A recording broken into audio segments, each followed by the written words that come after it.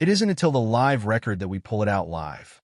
I can't remember exactly where we pulled it out live, but the night we did, we all looked at each other. For decades, Garth Brooks seemed untouchable. The cowboy hat, the sold-out stadiums, the record-breaking albums, the family man image. It all looked solid. But behind the songs that millions knew by heart was a private life with more cracks than fans ever saw. There was an early marriage, 3 daughters, a divorce, a second chance with Trisha Yearwood, and years of carefully guarded calm. Then everything shifted. A former worker stepped forward with claims dark enough to challenge the man the public thought it knew. Garth denied them. The legal fight only grew uglier. But what I love is we're all together as a family, as a unit, as one. And that's what country music is all about. Now, questions hang over his marriage, reputation, career, and legacy. So what really happened behind that famous smile? Join us as we uncover Garth's rise, loves, losses, hidden tensions, lawsuit, and the fallout still unfolding around him.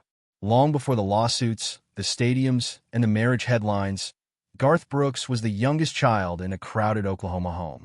Troy Garth Brooks was born on February 7, 1962 in Tulsa. His father, Troy Raymond Brooks Jr., worked as a draftsman for an oil company. His mother, Colleen McCroy Carroll, had already lived a piece of the dream her son would later chase. She was a country singer who recorded for Capitol Records and appeared on Ozark Jubilee.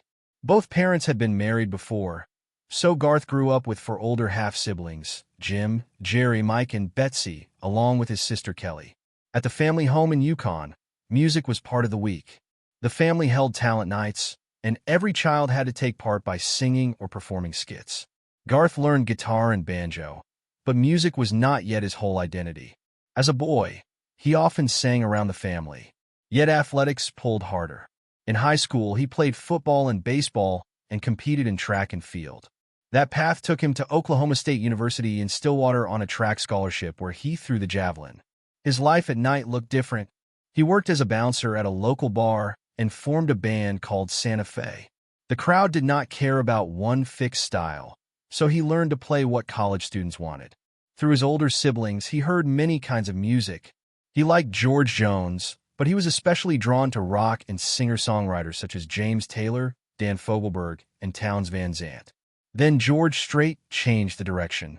After hearing Strait's 1981 debut single Unwound, Garth became more serious about country music.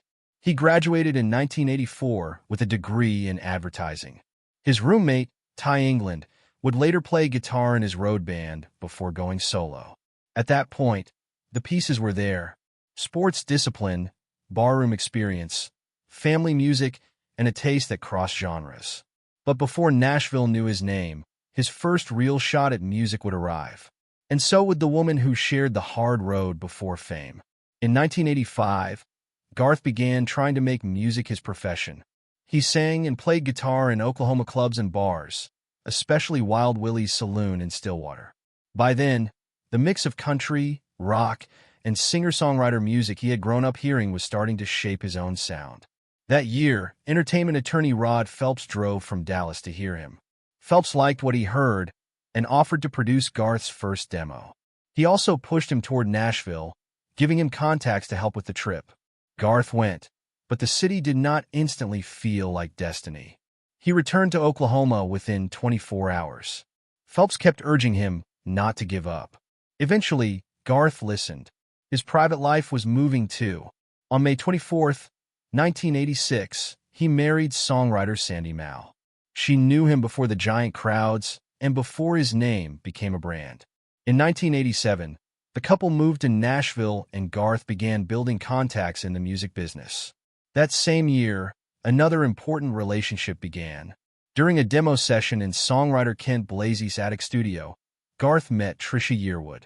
Both were signed and fighting for a place in Nashville.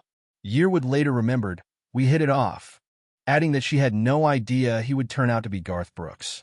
He promised that if he got a record deal, she could open his shows. Yet the meeting confused him. Years later, he said it felt like meeting his wife, even though he had been married to Sandy for only 13 months. He also said Trisha was someone he always enjoyed being around, and that they had more in common than he first realized. Still, his marriage to Sandy continued while his friendship with Trisha grew through music.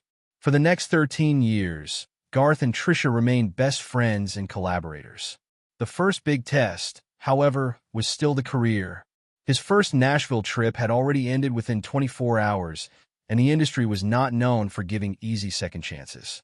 When the break finally came, it did not arrive gently. It changed his career, his home life, and the scale of everything around him almost at once. Garth Brooks released his first album in 1989, and suddenly the industry could no longer ignore him. The record climbed to number 2 on the country chart and number 13 on the Billboard 200. Its sound favored traditional country, with the George Strait influence that had pulled him toward the genre. Much Too Young to Feel This Damn Old became a top 10 country hit. Then If Tomorrow Never Comes gave him his first number 1. Not Counting You reached number 2, and The Dance went to number 1. The video for The Dance pushed him toward a broader audience, and he later said it remained his favorite of all his recordings. That year he went on his first major concert tour as an opening act for Kenny Rogers. 1990 made the rise enormous.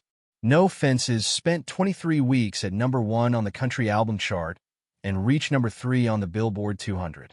It became his highest-selling album with 18 million domestic shipments. Friends in Low Places became his signature blue-collar anthem. The Thunder Rolls, Unanswered Prayers, and Two of a Kind Working on a Full House reached number 1. But the songs were only part of it. He carried rock energy into country concerts.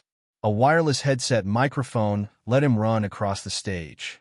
His love of Billy Joel, Bruce Springsteen, Queen, Freddie Mercury, and Kiss showed in the shows, while he said his stage energy came from Chris Ledoux.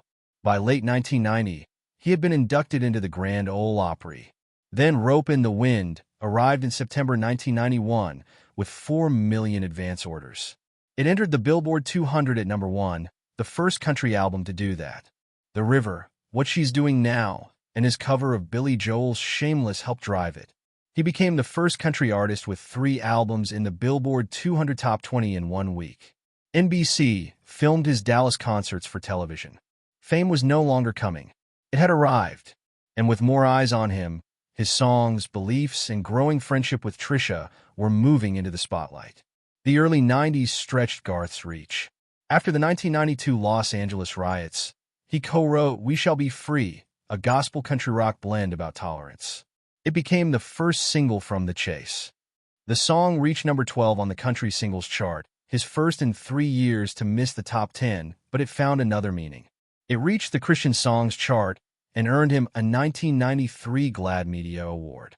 The lyric about being free to love anyone we choose was read as support of same-sex relationships. His half-sister Betsy, a lesbian musician who had played in his band, gave that issue a personal connection. Garth later credited her with some of the inspiration for his support of same-sex marriage. But in the early 90s, his career was still racing forward. The Chase produced Somewhere Other Than the Night, Learning to Live Again, and the number 1 song, That Summer. His 1992 Christmas album, Beyond the Season, became 1992's best-selling Christmas album and reached number 2 on the Billboard 200. In Pieces followed in 1993. Garth had criticized stores that sold used CDs because artists lost royalties and Capitol delayed shipments to some sellers, leading to antitrust lawsuits before the album shipped. Even with that dispute, In Pieces hit number 1 on the main and country album charts and sold nearly 10 million copies. His first world tour began in 1993. He sold out British venues, including Wembley Arena, despite hostile press. A radio host called him Garth Vader because of his chart invasion. He took the tour through Europe, Brazil, Australia, and New Zealand.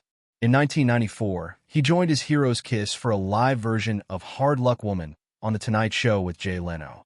Trisha Yearwood kept appearing beside him too, trading backing vocals and growing closer through music. But as Garth climbed even higher, another part of his life was starting to feel the pressure. By the middle of the decade, Garth Brooks was operating at a scale few country singers had touched. Fresh Horses arrived in November 1995 and sold more than 3 million copies in 6 months. She's Every Woman reached number 1. The Fever, his Aerosmith cover, stopped at number 23 and became his first country single to miss the top 10. But other songs recovered the momentum, including #1 hit, The Beaches of Cheyenne. Then came another world tour. Attendance reached about 5.5 million, and the tour grossed more than $150 million, making it one of the biggest tours of the 90s. In 1997, Sevens debuted at #1 on both the Billboard 200 and the country album chart. A capital dispute delayed the plan, but his Central Park concert went ahead and drew an estimated 980,000 people. The album became his fourth to reach 10 million sales. One track carried personal weight. In Another's Eyes, his duet with Trisha Yearwood reached #2 on the country chart. In February 1998, the pair won a Grammy for Best Country Collaboration with Vocals. Their musical bond was now public. Double Live followed in 1998 and included more work with Trisha. The album reached #1 on both major charts, became the best-selling live album of all time,